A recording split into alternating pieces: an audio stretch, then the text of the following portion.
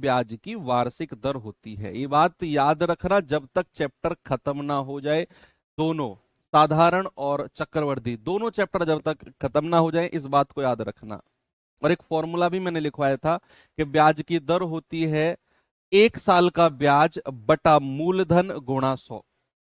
साधारण ब्याज के तहत प्रति वर्ष 28% की दर पर 22,050 पर 8 साल का मिश्र धन यानी कि अमाउंट क्या होगा। देखो, अगर हमारा रेट ऑफ इंटरेस्ट 28% है, हमारा टाइम पीरियड 8 साल है, तो प्रतिशत ब्याज कितना हो जाएगा, परसेंटेज ब्याज हो जाएगा हमारा, परसेंटेज ब्याज वो हो जाएगा सर 28 गुणा 8%। 28% गुणा 8, 8 अट्ठे 64, 8 दूनी 16 और 6 22, यानी कि सर 224% हो जाएगा। 224% तो ब्याज है, ये 224% तो ब्याज है। अगर हमें अमाउंट यानी कि मिश्रधन बताना हो तो 100% में क्या करेंगे, 224% को ऐड कर देंगे और हमारा जवाब होगा सर अमाउंट होगा 324%।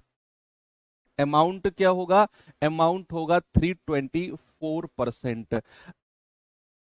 प्रिंसिपल कितना है 22,050, तो 22,050 का 324% निकाल दो, तो 22,050 गुणा 324 बटा 100। बड़ा सिंपल है, जीरो से जीरो गया, 5 दूनी 10, 5 चौके 20, 2 5 चौके 20, 5 एकम 5, 2 से जाएगा 162, आपका जवाब आएगा 441 गुणा 162।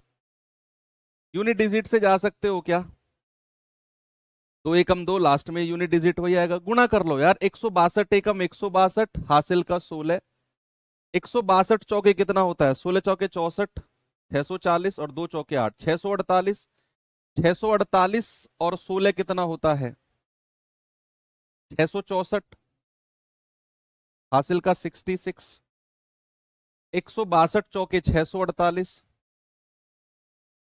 8 6 14, 6 4 10 और 11, 6 और 1 7। ऑप्शन नंबर डी हमारा सही जवाब है। ठीक है, कर लिया आप लोगों ने, इनकी गुणा कर लो आपको जैसे भी करना हो।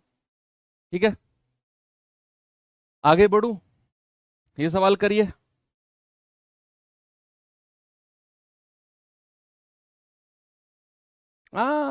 यार क्या बात है, मजा आ गया सर। डिविजिबिलिटी चेक कर लो भाई साहब, आप तो मुझसे भी आगे निकल गए। अब कर लो, अब मुझे क्या देख रहे हो पीछे मुड़ के, जाओ दौड़ के करते रहो डिविजिबिलिटी चेक। गलत नहीं कह रहा हूं, बिल्कुल सही कह रहा हूं। आप अगर कर सकते हो और आंसर तीन ऑप्शंस एलिमिनेट हो रहे हैं तो लगा दो, मुझसे परमिशन लेने की जरूरत नहीं है। कह रहा 9500 की राशि पर साधारण ब्याज की 8% वार्षिक दर से कितने वर्ष में जो मिश्र धन है वो 11,780 रुपए हो जाएगा। कितने वर्ष में,